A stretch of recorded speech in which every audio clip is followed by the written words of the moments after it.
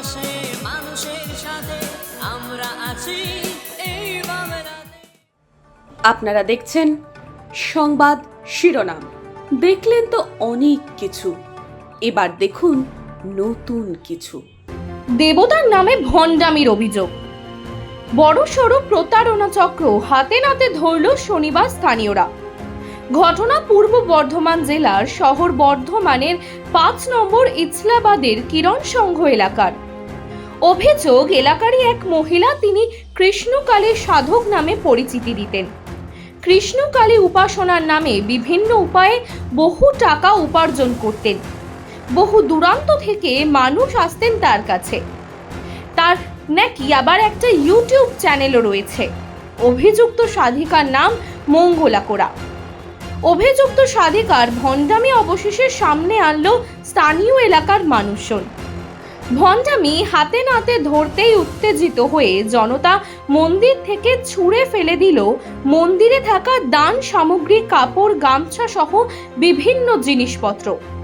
খবর পেয়ে ঘটনাস্থলে পৌঁছে পরিস্থিতি নিয়ন্ত্রণে আনে বর্ধমান থানার পুলিশ। অভিযুক্তকে আটক করে বর্ধমান থানার পুলিশ। স্থানীয়দের অভিযোগ, যিনি নিজেকে কৃষ্ণকালী সাধিকা বলছেন, তিনি নিজে কোনো একটি চিটফান্ড সংস্থার সাথে যুক্ত ছিলেন। পরে সেই সংস্থা থেকে তাড়িয়ে দিলে অভিযুক্ত মঙ্গলা কোরা দেবতার নামে ভণ্ডামি শুরু করেন। অভিযুক্ত মহিলার স্বামী একজন ফুচকা বিক্রেতা বলেও দাবি স্থানীয়দের। স্থানীয়দের আরও অভিযোগ, ওই মহিলা বলতেন শ্রী রামকৃষ্ণ নাকি মাকে পাননি, তিনি কৃষ্ণকালীকে পেয়েছেন।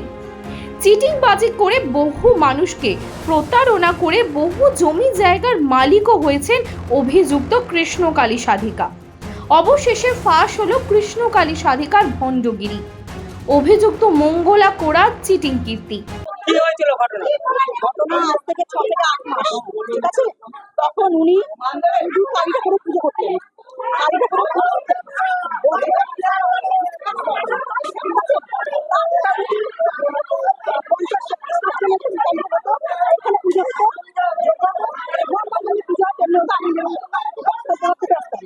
হঠাৎ করে শুনি ব্যবসা শুরু করে দিয়েছেন।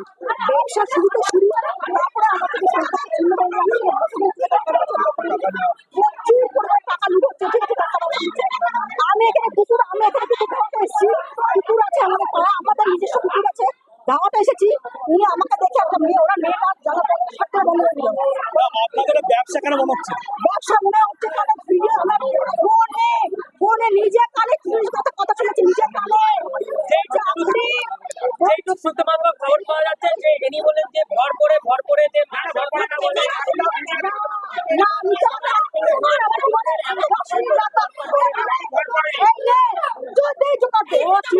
আগে কাজ করতো, সেখানে ও বের করে দিয়েছে ওকে, যার জন্য ও আবার এই ব্যবসা ওর লোকেরা পা ধোয়া জল খাওয়াচ্ছে এবং নিজেকে সারদা মা হিসাবে তুলনা করছে। বড় বড় মা তারা, মা কালী পুজো করছে, ওর মধ্যে মা আছে। কোনো একটা ঠাকুর ছিল, সেইখান থেকে আবার একটা ঠাকুরকে নিয়ে এসে ও নিজেকে দেবী বলে কামনা করছে। কোথা থেকে লোক আছে?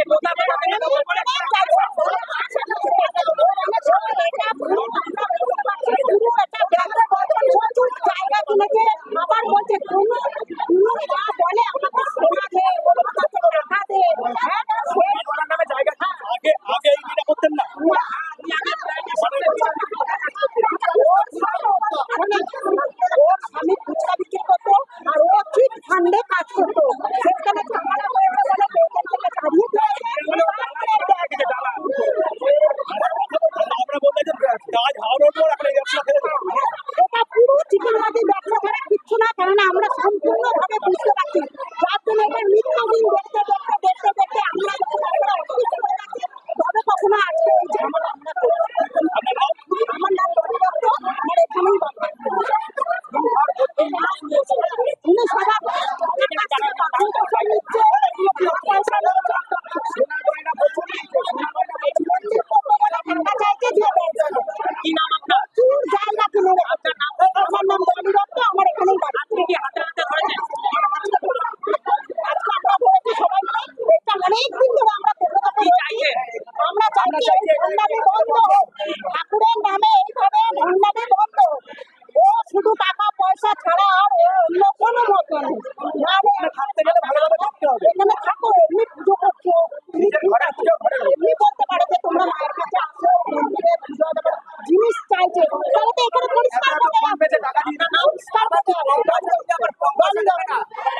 অন্যদিকে কৃষ্ণকালী মা নামে পরিচিত সাধিকা মঙ্গলা কোরা বলেন, আমি কোনোদিনও বলিনি যে আমি ঠাকুর পেয়েছি।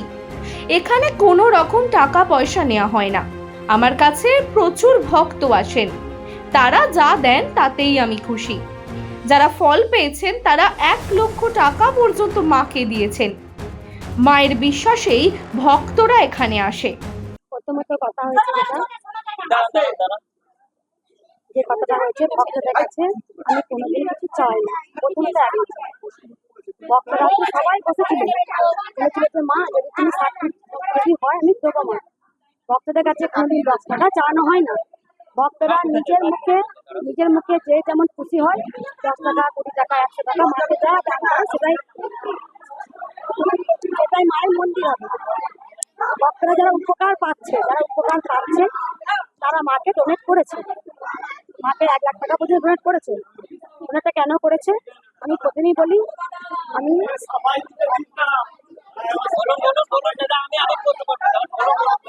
কানে কানে কথা বলা চলবে না, কানে কথা বলা চলবে না।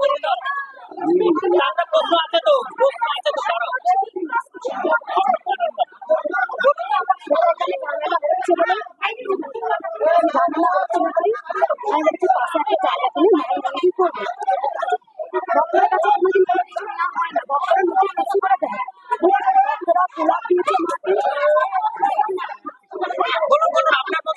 ভক্তরা মাকে কুলার দিয়েছে, সেখানে আমি নিজে বলিনি, ভক্তরা নিজে এসে মাকে দিয়েছে। কারো বাচ্চা হচ্ছিল না, মায়ের এখানে এসে আমি পুলিশ অফিসার এসেছি, সেখানে এসে বাচ্চা হয়েছে, সেখানে ডাক্তার দেখাতে 6 লাখ 12 লাখ খরচা, সেখানে এসে মাকে ডোনেট করেছে। আমি দেখবেন আমি দেখাবো সেই জায়গা আমরা আস্তে আস্তে রেডি করছি, রেজিস্ট্রি করবো, আমরা প্ল্যানিং করছি যে সেখানে মন্দিরটা হোক। জায়গা আছে। দ্বিতীয় কথা, ভক্তরা প্রচুর যে ভিড় হচ্ছে, কিন্তু হচ্ছে এখানে আমরা যেটা শুনতে পাচ্ছি যে আপনি হচ্ছে আগে এটা বাচ্চা করতেন না, ওটা ভণ্ডামি বলছে কেন? আপনি কি আগে করতেন পুজো? আমি করতাম, একবার আমি মায়ের ভক্ত ছিলাম, আমার পিকচারে মাকে পুজো করতাম দেখা